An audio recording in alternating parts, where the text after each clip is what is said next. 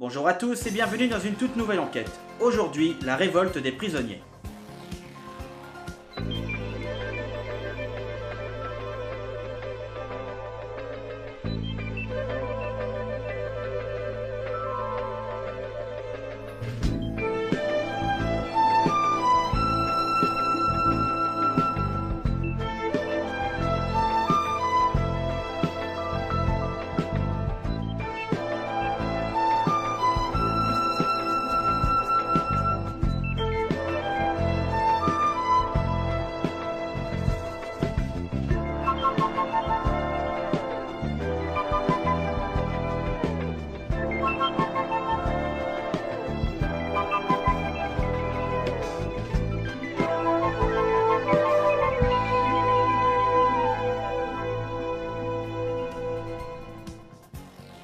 Nous sommes à l'aéroport interspatial de New York où doit justement décoller le Balkan, un vaisseau rempli uniquement de dangereux criminels qui doit décoller direction la prison de Keruberus.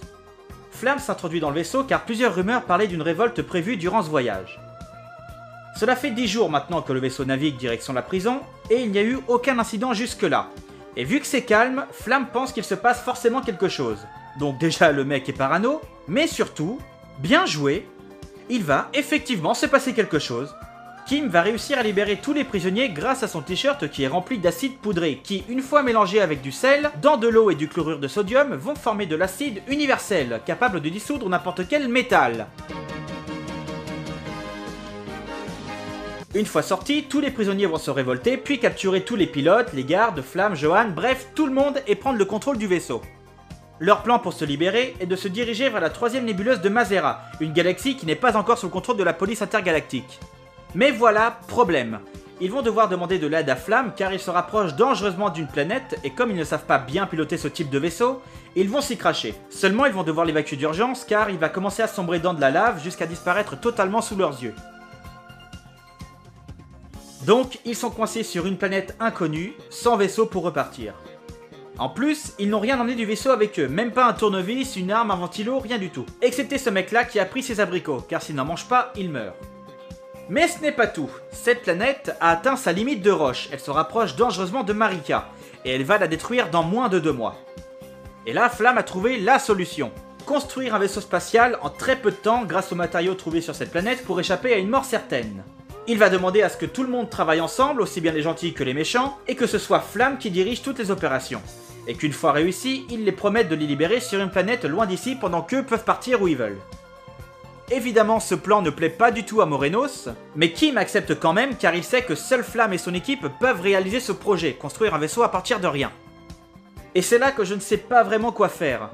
On se doute très bien qu'ils vont réussir à s'échapper à temps en collaborant ensemble, et qu'il y aura forcément des coups bas, même des trahisons à cause de Morenos, qu'il y aura quelques morts mais pas importantes, qu'ils vont croiser d'autres formes de vie avec lesquelles il y aura forcément des problèmes, que Johan va se faire capturer, qu'il y aura des problèmes à cause des conditions de la fin de vie de la planète en elle-même, que les sentiments de haine que pouvait éprouver Kim envers Flamme vont se dissiper jusqu'à ce qu'il le respecte, ce qui ne va pas vraiment plaire à tout le monde, vu que la plupart ont été arrêtés par lui, mais qu'au final ils vont réussir à s'en échapper et que cette planète va bien être détruite. Donc, si on regarde tout ça de très loin, ça ne sert à rien de résumer toute cette histoire, car on se doute déjà de la fin. Il y avait très peu de scénarios possibles. Soit Kim était tué et Flamme l'aurait vengé, soit Kim se sacrifierait pour que tout le monde soit sauvé et que Flamme lui rende hommage disant que c'est grâce à lui qu'il soit en vie. C'est à peu près d'ailleurs ce qui va se passer, sauf que c'est pas avec Kim, c'est avec ce mec-là. Donc, c'était prévisible, on se doutait de la fin. Cette histoire, en fait, c'est un peu Rogue One. Ce sont plusieurs événements qui étaient nécessaires, dont on savait par avance comment ça finirait. Et je trouve personnellement pas ça très intéressant à résumer vu qu'on connaît déjà la fin, qu'ils vont forcément survivre parce que c'est le capitaine Flamme, et que la planète va bien être détruite sans qu'aucune chose ne puisse être sauvée. Mais attention, c'est pas très intéressant à résumer. Mais par contre, l'histoire en elle-même, elle est vraiment très bonne. Car déjà, c'est l'une des rares histoires qui se passe toujours au même endroit. Si on compare avec d'autres voyages, on se balade d'un point A pour aller au point B, puis du B au C, puis du C au A, puis du A au C. On bouge tout le temps. Là, on est toujours sur la même planète du premier épisode jusqu'à la fin où il s'en échappe à temps. Donc déjà de ce point de vue, c'est une première, le fait de toujours rester au même endroit.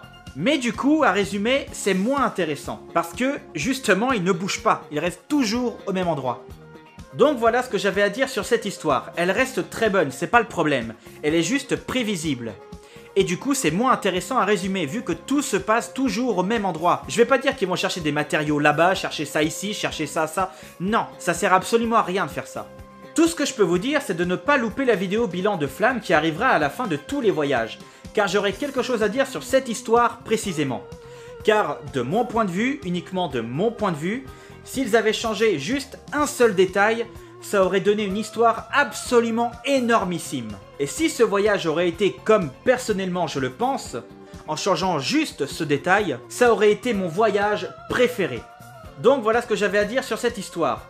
Je vous conseille juste de ne pas louper la vidéo bilan qui vous expliquera tout mon point de vue sur ce voyage, que je vous conseille évidemment. Il reste très bien.